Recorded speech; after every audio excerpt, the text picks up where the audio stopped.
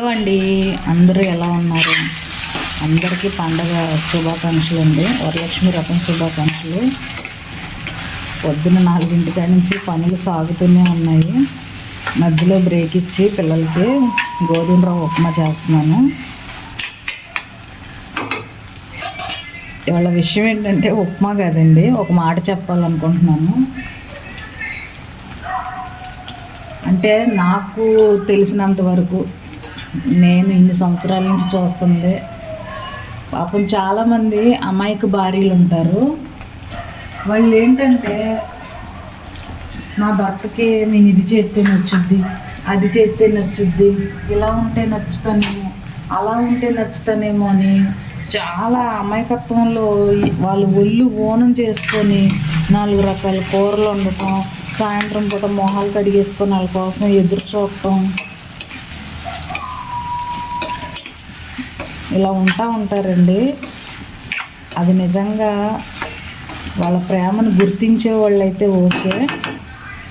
కొంతమంది, అందరి భర్తలో కాదండి, గుర్తుపెట్టుకోండి, కొంతమంది ఉంటారు.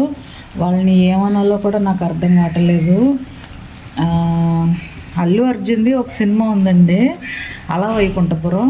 అందులో అది ఎవరు రాశారో తెలియదు కానీ చాలా రిలేషన్స్కి వర్కౌట్ అవుతుంది అన్నమాట. అది అందులో అల్లు అర్జున్ అంటాడు, ఐఎమ్ హ్యాపీ, ఇక నేను నాలా ఉండొచ్చు, నీకు నచ్చాలని ఉండక్కర్లేదు, నీకు నేను ఏం చేస్తే నచ్చుతానా అని ఆలోచించక్కర్లేదు, నీకేం చేసినా నేను ఎలా ఉన్నా నీకు నచ్చనని నాకు అర్థమైంది, క్లారిటీ వచ్చింది, ఇంకా నీకోసం నేనేం చేయక్కర్లేదు. అసలు ఎంత బాగుందండి అది. కొంతమంది అమాయక భార్యలు వాళ్ళు చెప్తారండి మాటలో, భర్తలో వాళ్ళ ఆవిడ రాత్రి 12 దాకా కాళ్ళు ఎత్తేసిందంట, వాళ్ళ ఆవిడ లెగంగానే యాలక్కాయలు టీ ఇచ్చేస్తుందంట, వాళ్ళ ఆవిడ పొద్దున్నే స్నానం చేసి వంట చేసిద్దంట అని కావాలని చిరాకులు పట్టడం, కావాలని గొడవలు పట్టడం, వాళ్ళ గుప్పెట్లో పెట్టుకోవాలని.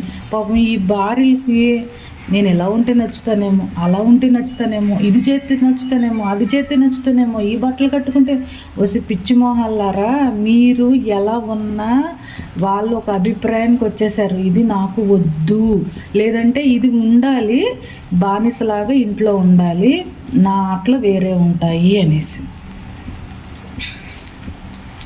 అది తెలియక పాపం ఏంటి నేను ఏం చేసినా ఎందుకు నచ్చట్లేదు, నేను ఎంత ప్రేమించినా సరే నన్ను ఎందుకు ప్రేమించట్లేదు అనుకుంటారు. అనుకొని ఏడ్చుకొని మొత్తుకొని వీళ్ళతో చెప్పుకొని బాధపడుతూ ఉంటారు. నేను చెప్పొచ్చేది ఏంటంటే, దయచేసి ఎవరు నన్ను తప్పుగా అనుకోవద్దు. భర్త ప్రేమ కోసం తప్పించటం అసలు తప్పే కాదు. భర్తకి నచ్చినట్టుగా మనం ఉండాలి అనుకోవటం కూడా అసలు తప్పు కాదు. కాకపోతే ఇక్కడ లాజిక్ ఏంటంటే, మనం ఎలా ఉన్నా వాడికి నచ్చట్లేనప్పుడు మనం ఎలా ఉండాలి? మనకు నచ్చినట్టే కదా అప్పుడు మనం ఉండాలి. కనీసం ఆ తృప్తి కూడా మనకు లేకపోతే మనం బతకలేం కదా.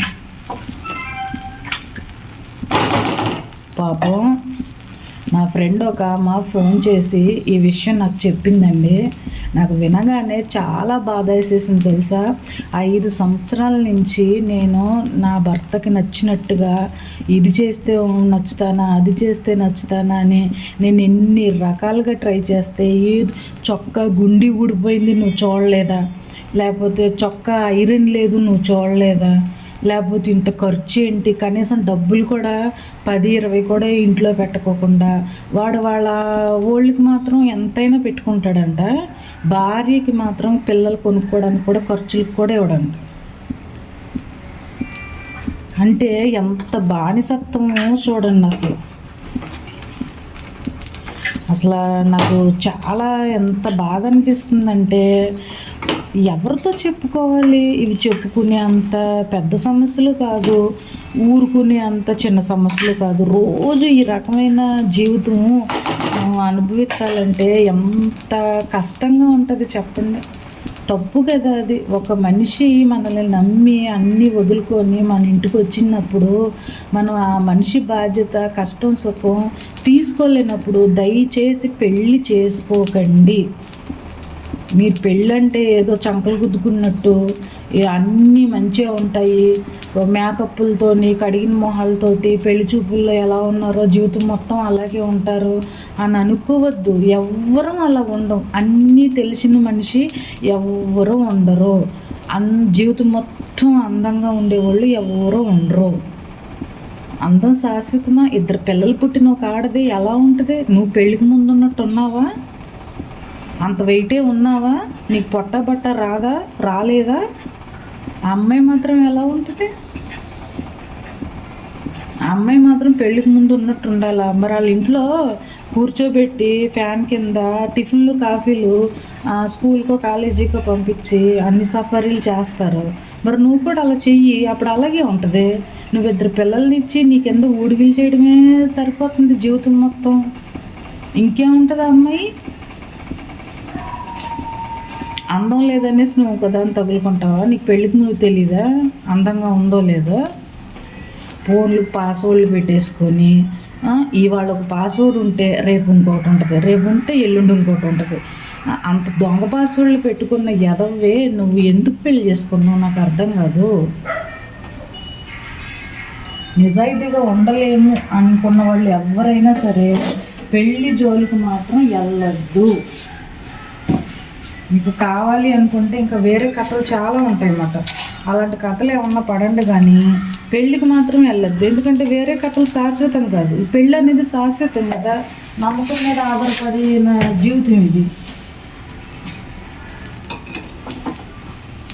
ఆడదాన్ని పెళ్లి చేసుకొని అంత మనశ్శోభలకి గురి చేయకూడదు. ఎందుకంటే పుట్టింటికి వెళ్ళిందని అప్పుడు దాకా పుట్టింటి వాళ్ళు ఎంత అల్లారి ముద్దుగా చూసుకుంటారంటే మా అమ్మాయి మరి వాళ్ళకి ఏమవుతుందో కానీ కొంతమంది, అందరూ కాదు, కొంతమంది కడుపులో పెట్టుకుంటారు.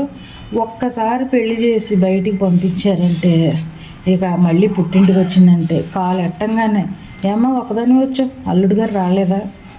ఒరే అల్లుడు నిన్నగా మొన్న వచ్చాడు రా బాబు, మీ పిల్ల మీరు పెంచిన పిల్ల ఒక్కతే వచ్చిందంటేనే ఏదో కష్టం ఉండి వచ్చిందని అర్థం కదా. గుమ్మాల్లోకి రాగానే ఏమా అల్లుడు గారు రాలేదా? అలా అడిగితే అసలు ముందు ఆడపిల్లకి ఒంటరిగా ఇంటికి వెళ్ళాలంటేనే భయం. గుమ్మాలు అడిగట్టంగానే అమ్మ అల్లుడు గారు రాలేదు, ఈ కూర్చొని తలెత్తుంది. తప్పు కదండి అది, ఎంత తప్పు. తెగించి చావుకి వెళ్ళకుండా పుట్టింటికి వెళ్ళి నా తల్లిదండ్రులు ఉన్నారు అని ఒకవేళ పిల్లలు ఉంటే వాళ్ళని తీసుకొని వెళ్తే కొడుకు పిల్లలు ఒకలాగా, కూతురు పిల్లలు ఒకలాగా, వాళ్ళకి ఎటు పోవాలో తెలియక వీడితో పడలేక చావులకి వెళ్ళిపోతున్నారు. రైలు పట్టాలంటే వెళ్ళిపోతున్నారు. మీరు పెళ్లి చేసుకున్నదే ఫస్ట్ మీకు టార్చర్ చేయడానికి మనిషి కావాలా, భార్య కావాలా? పని మనిషి కావాలా, భార్య కావాలా? ఇది తేల్చుకున్న తర్వాత మీరు పెళ్లి చేసుకోండి. ఎందుకంటే బానిస కావాలంటే ఎవరో ఉండరు, పని మనిషి కావాలంటే జీతం ఇస్తే ఉంటుంది. కానీ భార్య హక్కు కోరుకుంటుంది. నా భర్త అనే ఒక హక్కు, నా భర్త, నా ఇల్లు అనే ఒక హోదా, రెస్పెక్ట్ కోరుకుంటుంది. 24 గంటలు నీకు నచ్చినట్టే ఉండటానికి అదేం బొమ్మ కాదు కదా, రోబో కాదు కదా, దానికి మనసు ఉంటుంది. అసలు నాకు ఎలా ఉందంటే మరి పెళ్లి చేసుకుంటే ఇంత బానిసత్వమా అసలు. ఒక్కొక్కళ్ళు మరి ఎప్పుడైనా ఫోన్ చేసి ఇట్లా చెప్తుంటే పిల్లలకి ఇంకా ఏం పెళ్లి చేస్తామండి చెప్పండి. నిజాయితీ అనేది లేదు. ఇప్పుడు తరాలు ఇవన్నీ చూసి అమ్మ బాబోయ్ పెళ్ళా అని భయభ్రాంతులకు గురైపోతున్నారు తెలుసా. ఆడైనా మగైనా సరే స్వేచ్ఛ స్వేచ్ఛ స్వేచ్ఛ. ఎవడు ఫోన్కి ఆడ పాస్వర్డ్లు పెట్టుకున్నప్పుడు ఇంకా దాన్ని ఇల్లు అంటారండి. రోడ్డు మీద ఏదైనా గుద్ది సస్తావురా నువ్వు, పండగతో ఇలాంటి మాటలు అనకూడదు. కానీ అప్పుడు నీ పాస్వర్డ్ తీయడానికే షాపులంతా తిరగాలి నీ భార్య ఫోన్ ఇచ్చుకొని. నువ్వు ఏదైనా సంసారాన్ని అప్పుల పాలు చేస్తావు, నలుగురు ఏమంటారు?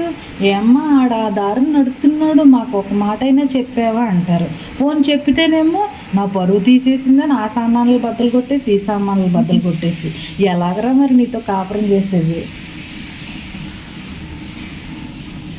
పోనీ ఏమన్నా ప్రేమిస్తే ఏమన్నా మంచోడో కాదో తెలుస్తుందేమో అనేసి పోనీ ఆడపిల్లలు ఆ దిశగా ఆలోచిస్తుంటే దానికి ఇంకొక పేరు ఓ బండి ఎక్కితేనేమో అయ్య బాబాయ్ ఆడితో తిరిగేసింది అంటున్నారు. మరి ఆడపిల్లలు ఎలా సెలెక్ట్ చేసుకోవాలో నాకు అర్థం కావటం అసలు. దయచేసి ఒకళ్ళ పాస్వర్డ్లు ఒకళ్ళకి తెలిసేలాగా పెట్టుకోగలిగితేనే పెళ్ళికి సిద్ధమవును.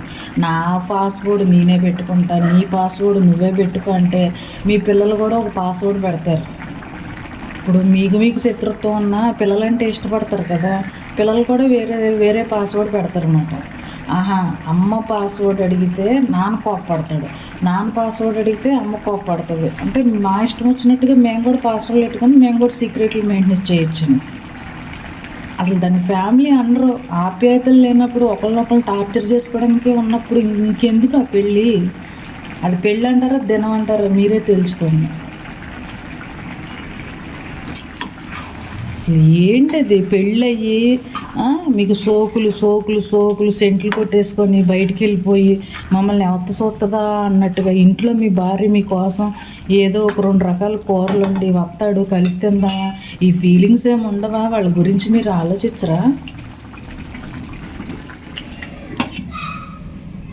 తప్పండి, చాలా తప్పు మాట. ఎందుకంటే మనల్ని అంటూ నమ్ముకొని ఒక మనిషి ఉంటుంది, ఇంటికి వెళ్ళాలి, చూడాలి, తినాలి. అరే మీరేం ఆస్తులు ఇవ్వద్దురా బాబు, కనీసం ఏమ్మా తిన్నావా అని మధ్యాహ్నం టైంలో ఒక ఫోన్ కాల్ చేయడానికి మీకు నొప్పి ఏంటి? వాట్సాప్లో 100 మందికి ఎర్ర మామ ఏంట్రా ఎక్కడున్నారా ఈ కాదు, మీకు ఏదైనా అయితే వాళ్ళ వచ్చి మీకు సాకరీలు చేసేది. మీ భార్య భుజాల మీద వేసుకొని మిమ్మల్ని ఒక మాట అన్నా సరే ఆమె చెయ్యాలి, మీకు ఆమెకి మీరే చెయ్యాలి. ఏ పెళ్ళయ్యాక ఏ పుట్టింటోళ్ళు అమ్మ రామ్మ నీకు మంగళహారతి ఇచ్చి లోనకి తీసుకెళ్తామని ఎవరు అనరు. గుమ్మాలు అడిగెట్టంగానే ఏమ్మ అల్లుడు గారు రాలేదా అని అడిగేవాళ్ళే తప్ప కానీ ఒంటరిగా వచ్చిందంటే ఈ పిల్లని ఎందుకెళ్ళి అడగాలి, నిదానంగా తనే చెప్పుతుందిలే అని అనుకోరు. 4 రోజులు ఉంటే 3వ రోజు మురుక్కంపేమాట. వాళ్ళు పెళ్లి చేసిన రోజే వదిలిపోయింది అనుకుంటారు, మరి ఏమనుకుంటారో అర్థం కాదు. కొంతమంది అలా ఉంటారు. నువ్వేమన్నా అనుకుంటున్నావా? నువ్వు ఇంటికి వెళ్ళినా సరే పద్దాక పిల్లలతో గొడవ పడటం, ఇంటికి రావటం. ఇక్కడైతే బాగుంది కుంభాలు ఉడకపోతాం, అక్కడైతే అది పనికి ఎందుకు వెళ్ళలేదు లేకపోతే ఇంకోటి ఏంటని అడుగుతుంది. వీడికి ఇది బాగుందని నీ గురించి అలాగే అనుకుంటారు. నీ భార్యతో నువ్వు ఎప్పుడైతే సక్రమంగా కాపురం చేసి నీ జీవితం నువ్వు బతుకుతావో అప్పుడే నీ ఇంట్లోనైనా నీ అత్తగారి ఇంట్లోనైనా నీకు ఇల్లు కానీ నువ్వు ఆ అమ్మాయిని అడ్డు పంపించేసి నువ్వు ఇటు పంపించేసి ఎవరికి విలువ ఉండదు. ఆడదాన్ని ఉసిరు పోసుకోకండి రా నాయన, తగులుతుందిరా బాబు ఖచ్చితంగా. ఎందుకంటే ఈ ఏజ్ ఎప్పుడో తగిలేదు లాంగ్ టర్మ్లో, లేకపోతే ఆ పై వచ్చే జన్మ ఉందో లేదో తెలియదు కానీ అప్పుడు అనేవారు. ఇప్పుడు తగులుతుంది ఖచ్చితంగా. ఒక 6 నెలలు కూడా టైం ఎక్కువ తీసుకోవట్లే.